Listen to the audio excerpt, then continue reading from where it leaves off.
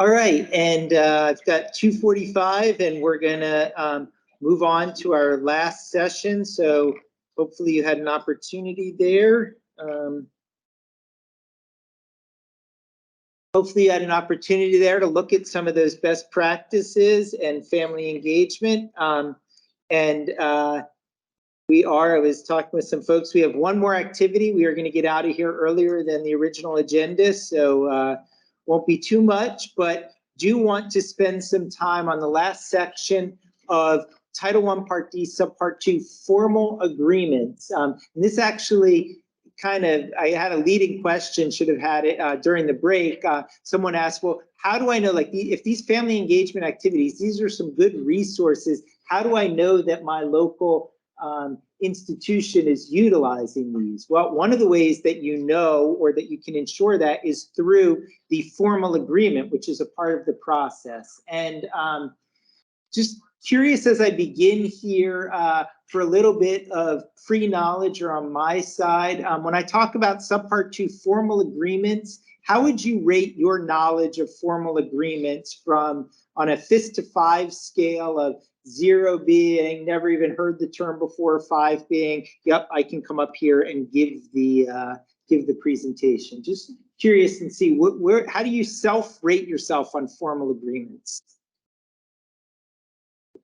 Seeing some 3s around the room, and seems like a good place. So I'm going to give, hopefully after this, we'll have a little bit more knowledge of formal agreements. All right, what are formal agreements? First of all, remember this morning in talking about where you have to look to know it. I'm going to use this term, to know if something's really important or just fake important. One of the ways you know if it's really important is if it is in the law.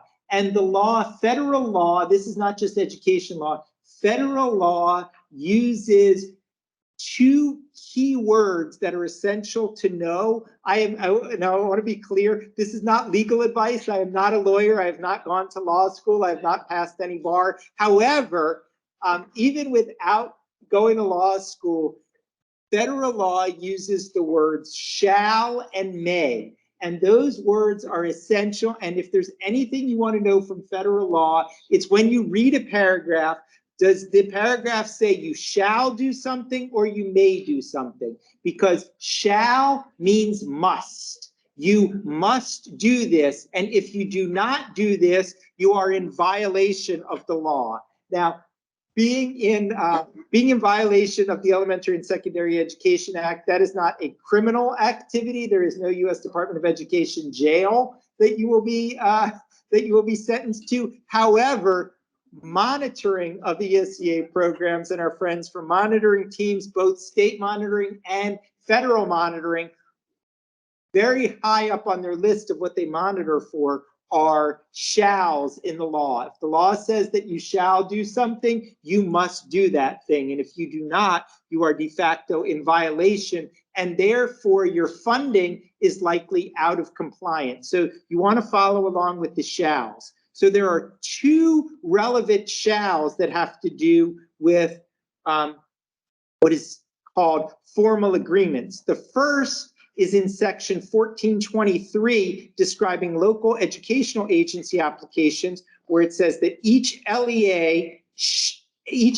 application shall include, number 2, a description of formal agreements regarding the programs to be assisted between the local educational agency and correctional facilities and alternative school programs serving children and youth involved with the juvenile justice system, including such facilities operated by the Secretary of the Interior and Indian Tribes. So it's a shall, that the application shall describe these formal agreements. That's the first place it's in the law. The second place is in section 1425, which is program requirements for correctional facilities receiving funds under this section. Each correctional facility entering into an agreement with a local educational agency under section 1423, again, referring back to this part of the law, to provide services to children and youth under this subpart, shall so the correctional facility shall do this. So this is what's required. So in order to do this, you have to have a formal agreement between the LEA and the locally operated agency that describes these activities. And so these are shalls that you're required to have. What is the purpose of a formal agreement? The purpose of a formal agreement is to set clear expectations, establish lines of communication, determine accountability procedures. Those are examples. Basically to set all of your operations between the district and the local facility so that if things come up later, well, whose responsibility was that? We'll go back to the formal agreement. Formal agreements, I'm a deep believer also that they should be living documents. And so you implement a formal agreement, and then if something comes up, hey, whose responsibility is that? I'm not sure. Well, the next year, you might not do it mid-year, but next year you might want to revise your formal agreement to take into account something that was a source of contention or a problem between the two. So formal agreements can play a pretty essential role. Just a little bit of an overview of formal agreements. We're going to actually, our last activity today is going to be getting into the formal agreements. But first, are there any questions or comments about formal agreements?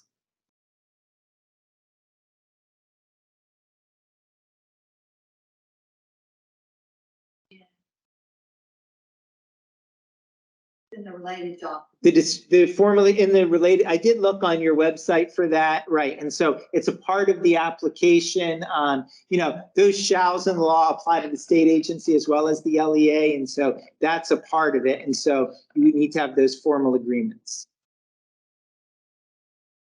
Okay, to assist with the formal agreements, NDTAC has produced another tool. This is a formal agreement resources checklist. And the checklist is, I think, very valuable and helpful. And it's designed as a checklist so that you can pull up your formal agreement. As Jennifer shared this morning, your applications aren't even due yet. So now's a good time to look at your formal agreement and see if there's anything missing in here, and you'll have enough time before that application due date, if needed, to revise any formal agreement to get that done. But wanted to take a minute because, just like I said, there's a couple of key phrases in the law.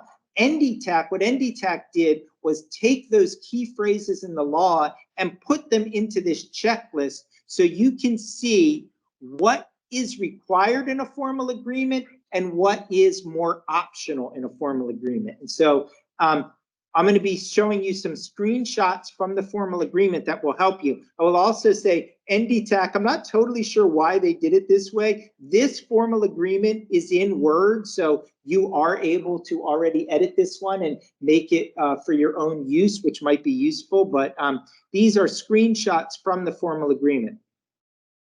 So the first element says, where feasible, provide information on how the educational programs in the facility will coordinate with the student's home school, particularly in relation to students with individualized education programs, as in Part B of the IDEA. So the line that's highlighted there is where feasible. So does where feasible mean that it is absolutely required that you must do this? Anybody awake? Does where feasible mean you must do this? Not exactly, right? I'm seeing some no's, but even some hesitation, because I agree, it's a little bit unclear. It's like, well, no, where feasible means it's not required, it's where feasible. And so one of the things is here, this section is particularly in relation to students with IEPs. So one of the key, I think, measures of feasibleness, that's definitely not a word, is it? But should be, it's fun to say. Feasibility, that's the word I was looking for. One of the measures of feasibility here is, what if you don't have any students who have IEPs? Well, then this might not be as relevant in this particular case. But if you have a caseload of students who have IEPs, you would have to demonstrate why it would not be feasible to do so. And there might be some circumstances when that is, but so where feasible does not mean that it's automatic, but it is something that you want to build in, that if you have students with IEPs, and even in general, coordination with the student's home school, you want to think about those things and put that into your formal agreement where feasible. Element number 2, Provide information on how a child's or youth's local school will be made aware if he or she is identified as needing special education services while in the facility. Is provide information here, is that optional?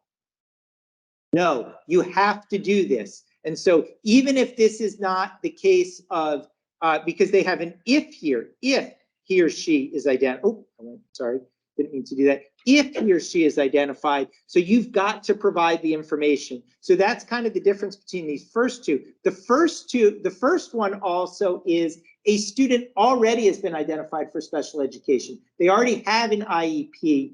How are you going to get that information back and forth? The second is the student comes to you and does not have an IEP, but you in your school or your institution identify that student as needing special education services. How will you provide that information between the locally operated institution and the school? So you've got to provide that information.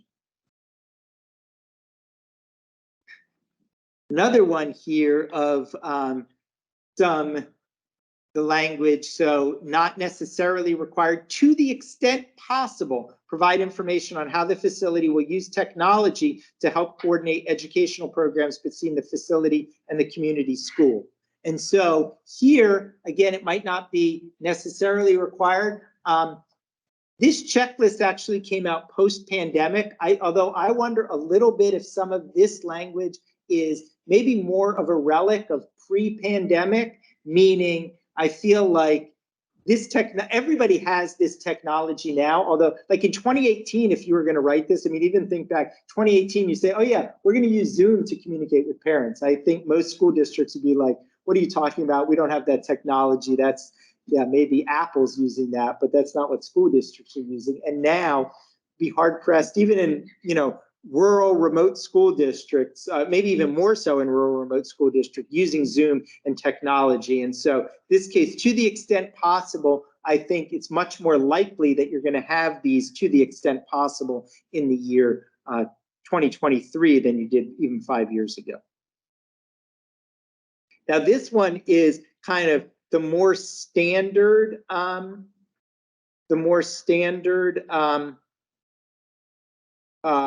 part here, the more standard language of if applicable. So if applicable, how will the facility coordinate programs operated under subpart 2 with activities funded under the Juvenile Justice and Delinquency Prevention Act of 1974 and other comparable programs? So this has to do with, does your local facility also have activities funded under the Juvenile Justice and Delinquency Prevention Act of 1974? I'd be very honest, I'm not familiar with that program. I don't know exactly what that looks like on the local level, but I would imagine if your local facility knows that they're getting funding under the Juvenile Justice Delinquency Prevention Act, then they would be aware of it. And so they would know if it's applicable and then need to coordinate those or other comparable programs. If you have other federal programs that are like that, or even state programs that are like that, then you would do so. And the last of the qualifiers, if applicable, provide information on how the facility will work with local businesses to develop training, curriculum-based youth entrepreneurship education, and mentoring programs for children and youth. And again, if appropriate, if this is, and this one is one, if it's a part of the local facilities program, then it's something that you want to do. If they are, talking with one program before, if they're serving elementary school and maybe even middle school, they might not be of age yet to do that. So that might not be applicable and you write it off. But if they're doing any type of business outreach or youth job programs, then that might be something. So all of these, you can see there's kind of different levels. So the checklist, all elements of the checklist are not going to apply to all programs. You might go through and say, okay, we need to address 3 of these, 4 of these, all 5 of these, maybe only 2 of these, although I think that would be a little bit low. And these are also not exhaustive. When you go into the checklist, you'll see there's more opportunities there, but these are different elements. I just went through these. We're going to do a brief activity with this, but first, any questions or discussion on these elements?